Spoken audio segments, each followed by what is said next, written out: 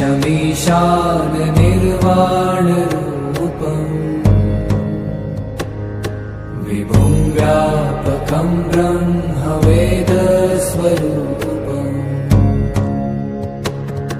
निजं निर्गुणं निर्विकल्पं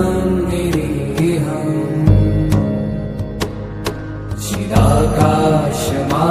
चिदाकाशमाकाशवासं भजेऽहम्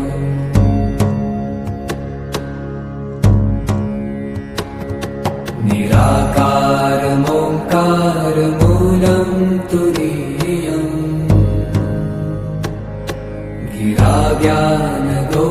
गिराज्ञानगोतीतमीशं गिरिम्